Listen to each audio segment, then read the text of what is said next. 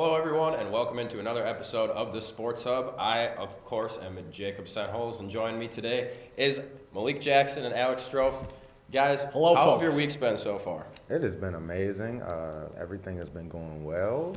My sports teams have been winning, so that's pretty good. I'm ready to talk about it. Oh, yeah. I love the energy just coming off of Malik. I feel like a new man over here, but the week has been great, Jake. The Brewers, they're not looking so hot now, down 3-2, and I'm sure we'll get to that here in a little bit, but it's homecoming week here at UW Stevens Point. The week's going by slow, but we're almost to the end of it, being Thursday afternoon. And now let's dive in to our agenda. Yeah, week kind of went slowly for me as well. I've been sick. I'm feeling a little bit better, though, and definitely Good. getting ready for that homecoming game. Take your vitamins, folks. Definitely. Vitamin C is clutch. So, on this episode of the Sports Hub, we'll be talking about Motorsports. The Badgers football team's loss to Michigan, the Green Bay Packers comeback win, a Motorsports update, the MLB Playoffs, and then the segment called What's Bothering You?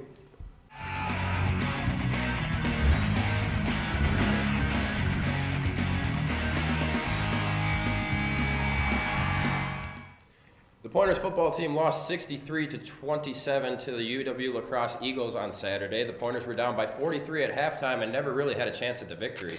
The Eagles had 554 total yards of offense, while the Pointers had only just about half of that with 232 yards.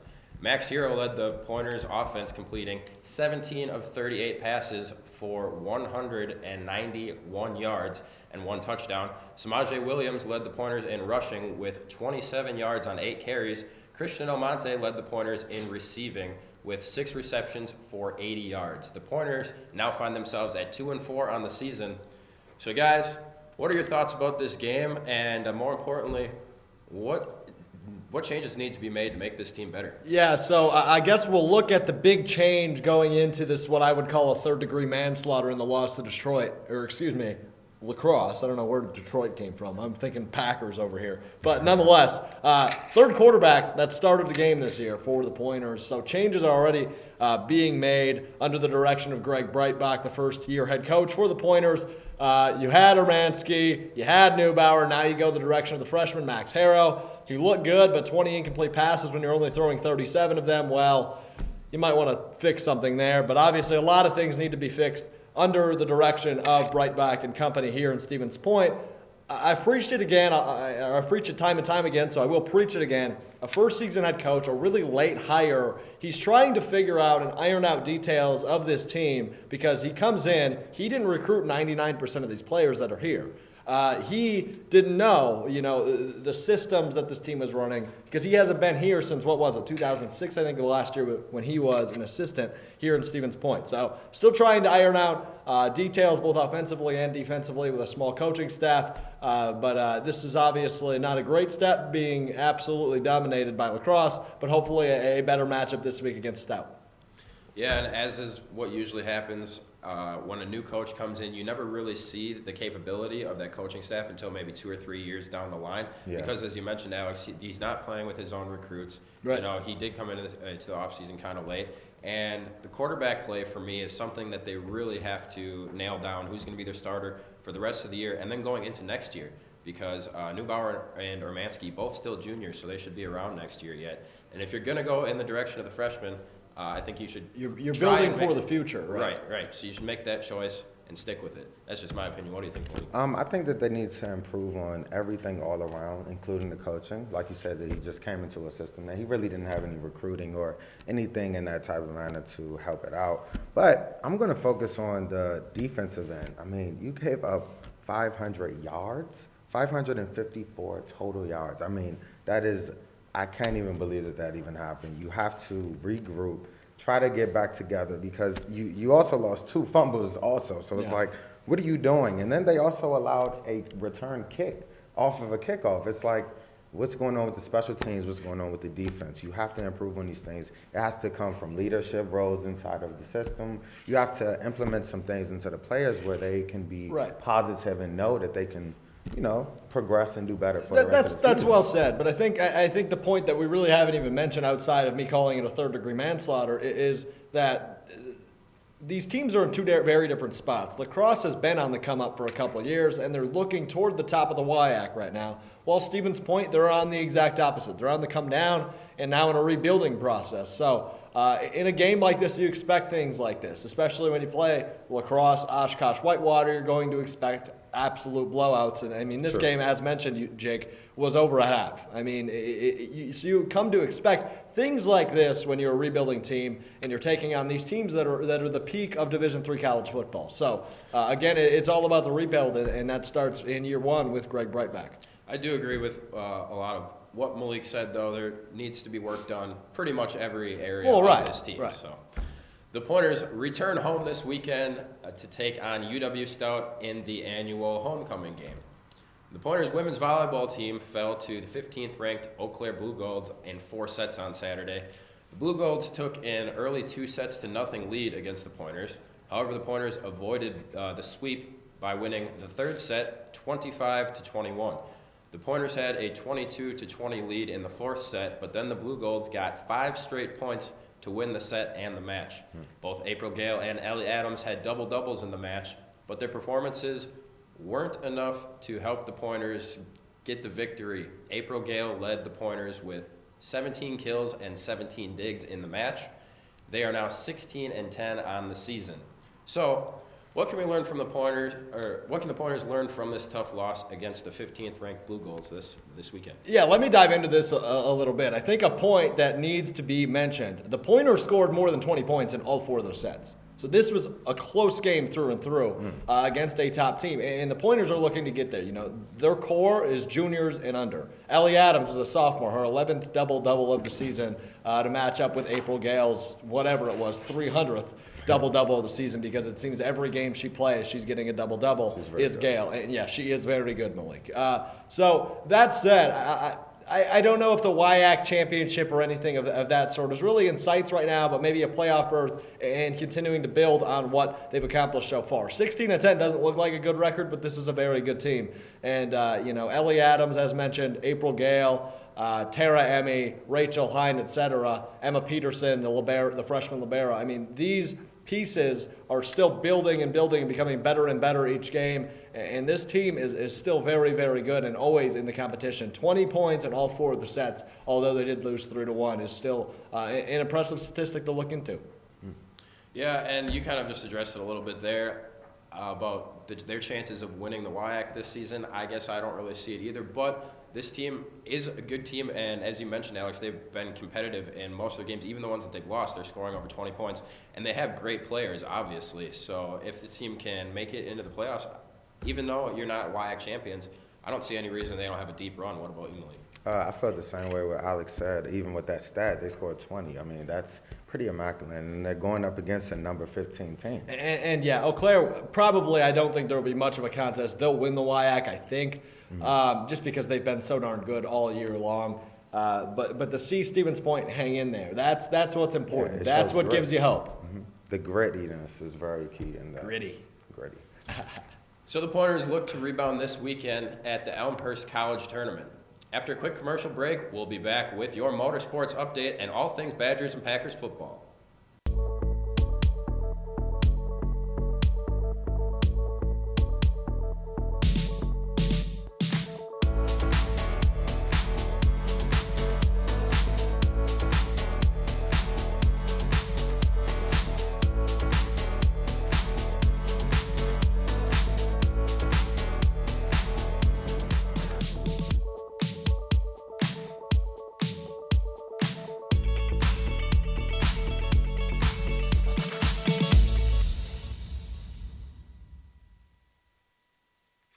Welcome back. The Wisconsin Badgers football team suffered their 2nd loss of the season Saturday night, losing 38-13 to their rival Michigan. The Badgers offense struggled all night and only converted on 2 third downs. Michigan's rushing attack ran for 320 yards, while the Badgers only rushed for 183 yards total. Alex Hornibrook had a rough game, completing 7 of 20 passes for 100 yards and 1 touchdown, as well as 2 interceptions. Jonathan Taylor had a solid game, rushing for 101 yards on 17 carries. Tight end Jake Ferguson led the Badgers in receiving with 2 receptions for 46 yards. So, guys, what do you think went wrong for the Badgers in this game? Look, they got outmatched, and I think it's plain and simple as that. I mean, Shea Patterson and company in Michigan, they are very, very good. They are now ranked 6th in the country at 6-1, and that's well deserved in my opinion. I mean, the only team with a loss they're behind is LSU, and I think LSU, in my opinion, is at least a top 4 team in the country. But obviously, you're going to look at the powerhouses that are ranked in the top 4, all undefeated in Ohio State, Clemson, Alabama, and Notre Dame. So when one of those teams loses, LSU gets in, and if Michigan can continue an undefeated streak, and eventually that will be a matchup with Ohio State, it'll be interesting to see if they can not a bid with Jim Harbaugh at the helm that they've been so desperately waiting for. But that said, no, Wisconsin is still a very good football team, but they have had some tough competition. Obviously, a tough loss to BYU nobody saw coming, and now this loss to Michigan. I was going to quote Mike Green and say they are who we thought they were, but they are not who we thought they were. We thought this was an undefeated team that was going to be playing for a national championship, and now they're a 2-loss team that might not be looking at a solid bowl game. That might be a little bit of an overstatement, but for Wisconsin standards, it's going to be under usually what they play for. They won the Orange Bowl last year, if I'm not mistaken, as whatever it was, the 7th or 8th ranked team in the country, and now they're 24, if I'm not mistaken. So they're not living up to Wisconsin standards, and if this is the last year of Jonathan Taylor, there's going to be a lot of rebuilding to do next year, especially with that backfield spot kind of left wide open. And if I was to guess, I would say it is going to be the last year of Jonathan Taylor. This was supposed to be a Heisman year for him, and as you mentioned, the team was supposed to be a national championship contender, and it just simply didn't happen. The team's just not as good as everybody thought they were going to be, and Jonathan Taylor, much like many other college football players, is going to be looking to his future, going to be looking to the draft. So hopefully, he has a good remainder of the season for us and can stay healthy, most importantly. And hopefully we end up in a decent bowl game. But as far as Michigan, they kind of got punched in the mouth, got embarrassed their first game of the year, and ever since then, they've just been flying. So pretty competitive up towards the top of the Big Ten right now between your Michigans and Ohio States. Penn State is right in there as well. They only lost to Ohio State by 1 point a few weeks ago. So Big Ten looking good overall. Unfortunately, Badgers just not really in the mix. Yeah, not at all. And we were talking about this last week on the Hub. We were speaking about them winning against Nebraska and showing a lot of growth, and they came back very resilient from a week not being in or playing. So we were saying that they should actually, focus a little bit more on getting John Taylor the ball and getting him more carries to get the offense involved, but they got brutally murdered, as Alex attested to, kind of with the Pointers football team, and it's crazy to note, but like you said, the Big Ten is very competitive. Always is. It was a big test for them, especially on primetime Saturday night football for college, and the sports world was watching, and for them to lose like that and just get outplayed, it's something that they have to go back and definitely do something to change that. Yeah, well said, Malik. I think everybody was maybe expecting a Badgers loss, but 38-13 wasn't what anybody expected to be in the cards. And when that happened, it explains Michigan's huge jump up the rankings and, Wisconsin's opposite jump. I mean, they jumped way, way down. So, unfortunate reality that Badger fans now stare in the face. Yeah, it was a poor second half, and Alex Hornibrook has to be better as well. He just has to be. If this team is going to be any better, Jonathan Taylor's doing everything that he can, seemingly, and Hornibrook just has to be a little bit better. Yeah. So the Badgers look to rebound Saturday when they play Illinois at home. We're going to now throw it over to sports producer Joey Huebsch for our Motorsports update. Thanks, Jacob. The second race of the round of 12 in the Monster Energy NASCAR Cup Series playoffs took place Sunday at the Talladega Superspeedway. In overtime, Stewart-Haas Racing's Eric Almirola had enough fuel to outlast his SHR teammates in the field to get his first win since 2014. Almirola got redemption for last week's race at the Monster Mile, where he was in position for the win prior to a late caution. This win clinched him a spot in the next round of the Cup Series playoffs. Stewart-Haas Racing dominated the race by winning both stages in the race. At one point in the race, all 4 Stewart-Haas Racing cars had over a 10-second lead over 8th place. Multiple playoff drivers had trouble, most notably Martin Truex Jr., Kyle Larson, and Alex Bowman. The Cup Series now heads to Kansas Speedway for the final race in the round of 12. Brad Keselowski, Ryan Blaney, Kyle Larson, and Alex Bowman are currently the 4 drivers to be eliminated from the playoffs. The final race of the round of 8 in the Camping World Truck Series playoffs took place Saturday at the Talladega Superspeedway. In his final start of the season, GMS Racing's Timothy Peters survived a last-lap block from KBM's Noah Gragson to capture his first victory since 2015. It was his 11th career Truck Series win and his 3rd at Talladega. Ben Rhodes and Stuart Friesen were the 2 drivers eliminated from the playoffs. The Truck Series is off this weekend, while the Xfinity Series is back in action this weekend for the opening race in the round of 8. The Monster Energy Cup took place Saturday night, and Kawasaki's Eli Tomac took home $1 million after winning all 3 main events. Husqvarna's Jason Anderson finished 2nd overall in the event after making a late decision to compete in this year's event. In his first 450 class start, Kawasaki's Joey Savacci finished an impressive 3rd overall. However, he made a controversial move on the last lap of main event 3 by intentionally letting his teammate Eli Tomac pass him for the lead and ultimately for the $1 million. The 2019 Monster Energy Supercross season starts January 5th at Angel Stadium in Anaheim, California.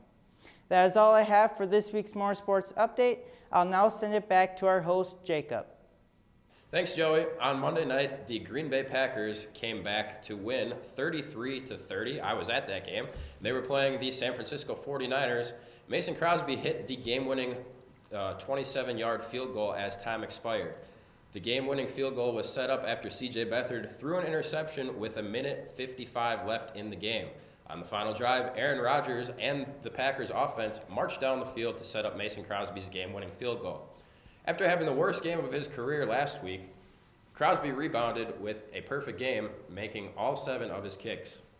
Aaron Rodgers had another good game, completing 25 of 46 passes for 425 yards and 2 touchdowns.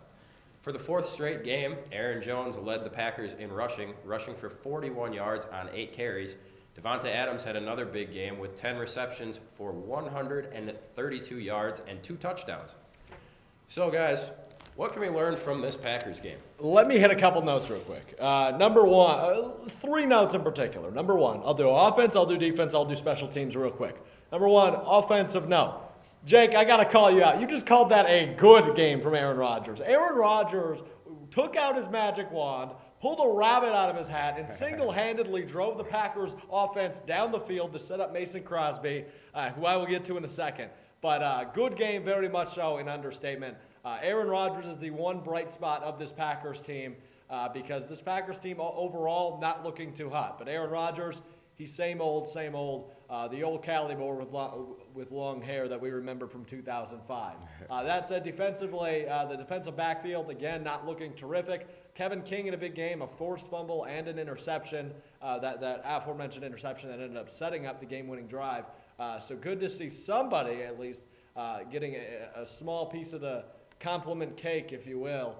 So we'll see, and hopefully they can expand on that as they get some work in the bye week. And finally, on my special teams note, Mason Crosby, it was one down week, and I'm glad they didn't give him the boot. They didn't bring anybody else in for tryouts. They let him figure it out. And that was good to see because 7 kicks in one night, that's not always an easy task, and Mason Crosby made it look that way. So good to see Mason Crosby back on track for the Green Bay Packers, who now sit at 3-2-1. Yeah, and I didn't think that they were by any means going to cut Crosby unless he had 2, 3, 4 of those weeks in a row. Crosby has been very clutch for this team for a very long time. They stuck with him a few years back when he had an entire down season, so I didn't think that there was going to be any movement after one bad week, especially, guys, we've seen this year already, young kickers and rookie kickers. That's not... They're not cutting it. That's not the direction that you want to go. Nope. That has cost a lot of teams, a lot of games, and a lot of points this season. So to have the 34-year-old, 12-season veteran and Mason Crosby still there. He's only 34. He's only 34. That hair. I know. That's what I was really shocked because I put up a poll on my Twitter asking, do you think Mason Crosby retires after the season, retires in 3 to 5 years as a Packer, or moves on from the Packers? And I voted 3 to 5. I voted 3 to 5 as well. just because of the things that I just said a second ago. But when I was doing my research for that, I discovered he was only 34 years old, which is just crazy. But he has been on the Packers for 12 seasons already. So. Wow. Very consistent. What I take away from this game is that the defense of the Packers has to get better. We spoke about this last week on the Hub, and I was talking about how they should not have to. Well, Aaron Rodgers shouldn't have to put the team on his back. It seems like he's in this situation every single week, and his every greatness. Single year too. Yeah, every single year. His greatness is just above all, and he's a phenomenal quarterback. So you can never take anything away from him. But it's like Aaron Rodgers is the Packers. It's like if he's not up to hobbling on one leg and throwing darts down the field 40 yards, then it's nothing that the Packers could do. So something has to give. They have a big test coming off the bye week going against the Rams. That's something that's going to be a good test for them. And the Patriots right after that on the road. So yeah. it'll be tough. It will be. Yeah, so you just mentioned it. We're going into the bye this week. What do you guys expect for the rest of the season? Oh, boy. I feel like this is going to go one of two ways. One is they're going to come back refreshed and realize what they need to do in order to find a playoff spot. And we all know when you get to the playoffs, that's another different ballgame. The goal is to just get there and take it one game at a time from there. That said, at 3-2-1, that's not an ideal record coming off of 6 games, going to be off of 7 weeks. So you need to win ball games. And if you want to show you can actually compete, you need to beat the Rams or you need to beat the Patriots. Otherwise, you just need to play both of those games close and then win out or something of that sort. Because, look, that tie counts against a game. You already have 2 losses on your record. Yep. If you lose both those games, you now have 5 games that are gone. So that meaning you only have 11 games total you can win. So definitely a lot of wins need to come off the bye week. The other way I see this going is it's a 7-9 season, or rather a 7-8-1 season, and you don't know where to go from there. Is McCarthy gone? Does Aaron Rodgers need more protection, more weapons, or whatever? There's going to be a lot of commentary coming after the bye week, depending on how those first 2 games go, and I think those will set the tone for the rest of the season. I think the rest of the season, you got to take it 1 week at a time and just focus on getting wins. Ultimately, this year, the NFC is kind of mediocre in a lot of areas. You have teams, Malik, like the Falcons, who you thought were going to be at the top of their division, the top of the NFC as a whole. They have 2 wins. Yeah, and they only have 2 wins, and that is happening all over the NFC. So definitely still plenty of opportunity for the Packers to score a wild card spot or even somehow end up winning this division. Yep. So the Packers' next game is not until October 28th when they play the Los Angeles Rams on the road. After our final commercial break, we'll be back with MLB and our What's Bothering You segment. UW-Stevens Point is home. It's a university where professors know your name and get you involved in research. They inspire us to realize big dreams. At UW-Stevens Point, sustainability is what we stand for. Our beautiful campus encourages exploration, developing new fields, and problem solving for the real world. It's a great place to launch your career. UW-Stevens Point is home. Apply today at uwsp.edu. Welcome back. The ALCS and the NLCS have been very tight so far and look to continue to be that way. In the ALCS, the defending champion Houston Astros took 1 game of the series in Boston and looked strong. However, the Red Sox have bounced back and have won the last 3 games to take a commanding 3-1 game lead in the series. So what does that mean for each team, and what does each team have to do to win this series? Look, that one's been a fun one. Andrew Benintendi with the walk-off catch last night with bases loaded, and that probably would have won the game for the Houston Astros. So that becomes a 3-1 series rather than a 2-2 series. And this one goes back to they have 1 more in Houston, and then they go back to Boston potentially. So we'll see what happens tonight. But that series has been entertaining. We expected it to be entertaining because, and it's been said, I don't agree with this analysis, but it's been said pretty prominently that the winner of the ALCS will win the World Series. And I don't know how much I agree with that, especially if the Dodgers go. I think they do match up well with either of these teams, but we'll get there in a minute. Houston or Boston, great representatives. We kind of expected it when we had the playoff field finalized, especially with Boston winning 108 games in the regular season. We knew this was going to be the team to beat in the AL, and they've proved that way. Only 1 game has been won by the Astros out of the 4, and Andrew Benintendi with the play of the year in left field last night. Great snag. It was just an absolute snag. So it's I keep complimenting that play, but Sit down, Cody. and there were so many. I mean, there was big home runs, there was big hits, there was cool outs. I mean, that game had a little bit of everything. It was really, really fun to watch. Crowd interferences. Crowd interference, yeah. Yeah, exactly. And the ALCS has been a little bit more crazy in that way, and way of runs and big bats and stuff like that, compared to the NLCS, which has been very low scoring for the most part. So the ALCS, in terms of runs, been a little bit more exciting. For me, the Red Sox, they were going to take it all the way through. They've been my prediction. They were clearly the best team all year long, and their ace Chris Sale has not even gone yet in this series, and they're still up 3-1. Exactly. So Houston's going to have some work to do to get back. I predicted the Red Sox to win in 6 games also. The MVP is by far Jackie Bradley Jr. He has 9 RBIs. He has 9 RBIs in the whole entire postseason. And a grand slam. And a grand slam. That's for 4 of those. And a go-ahead run also last night in the game. So some great baseball being played over in the American League. Definitely. But the NLCS has been just as intense, or even more. Oh boy. The Brewers rode their strong bullpen to victory in Game 1. However, in Game 2, the Brewers' bullpen failed to secure the victory, allowing the Dodgers to tie up the series at 1 game apiece. The Brewers took Game 3 in a 4-0 shutout. However, the Dodgers tied the series at 2 games apiece after a walk-off hit in the 13th inning of what was a very exciting game. The Dodgers controlled the Brewers' offense in Game 5 to take 3-2 series lead, and they now head back to Milwaukee for Game 6 tomorrow night. So, guys, big question here. What does each team have to do to win this series? Oh, boy. So the Dodgers, we'll start with the easy one. They just need to win a game. How's that for analysis? Look, I mean, this team has been playing good. They've won the last 2. Clayton Kershaw was no longer the playoff Clayton Kershaw, if you will, that we've seen of late. Yesterday, he was just terrific against the Brewers, only allowing 1 run. And, that is something that the Dodgers need. They need their pitchers that they need to get outs. And that's exactly what they got out of Kershaw, Baez, and a couple more, Kenley Jansen as well yesterday. But tomorrow in Miller Park, look, it's always tough to win, especially a first game on the road. So for the Dodgers, it's just to go out there, get the bats hot, which is tough to do in the playoffs against tough arms. So let's switch sides. Let's go to the Milwaukee Brewers. That's why you're here. Look, the Brewers sit in a very tough position right now. The live events coordinator here at SBTV, Ben Zitouni, he dropped some knowledge on me yesterday, and I loved it, so I'm going to repeat it the same way he said it. And that is this. The last time a playoff team was down 3-2 and went back to their home stadium and ended up winning the series, we have to go all the way back to last year when the Astros did and ended up winning the World Series. They beat the Yankees in 7 games in the ALCS. So hopefully the Brewers have a little bit of sugar and magic coming their way because, look, it's not easy to win in October. It's not. And the Dodgers just did it 2 in a row. The Brewers were up 2-1 and brought the 4th game to 13 innings, which was just a disaster for my sleep routine.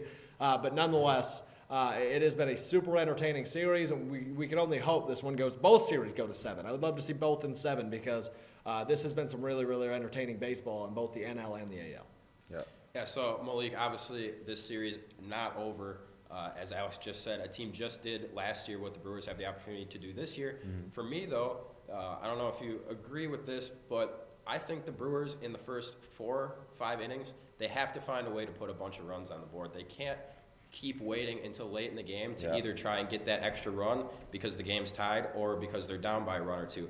We have a great bullpen, but so do the Dodgers. The deeper you get into the game, the Dodgers have great pitchers. As soon as Kenley Jansen comes up on the mound, I mean, that guy has just looked rock solid all the way through the playoffs. He doesn't sweat anything. He doesn't worry about anything. He just a guy that's played even more and has looked really solid is Pedro Baez, right? Pedro Baez as well, and for even the Dodgers, even Urias, who was a surprise addition to the Dodgers playoff roster coming in. All these guys are pitching really well. So the Brewers coming back home, they have to start quick. They have to start hot, and their big bats, 1 through 4, 1 through 5. Got to get them going. They have to do something. Lorenzo Cain got it going a little bit yesterday, but Christian Yelich has played really poor, hitting under 150 in this playoffs.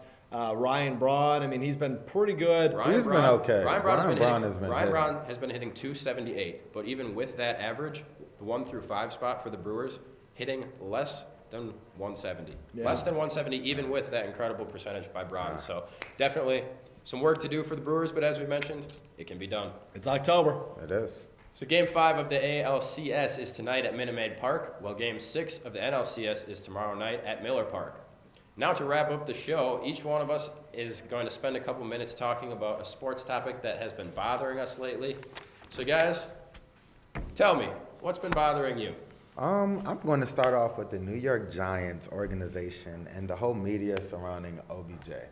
I don't understand why it's so much of an hassle right now for OBJ. Like, he's going on live on Uninterrupted, that's LeBron James's social media, and he's talking, expressing his feelings about the organization.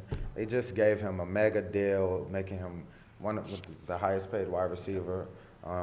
Mega deal is an understatement. That guy is loaded for life now. He is. But he definitely is well-deserved.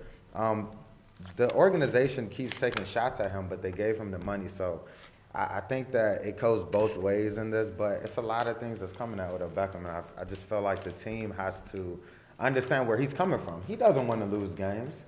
Anybody that's competitive, they do not want to go out there and lose, especially with the talent of having a Saquon Barkley, a generational running back.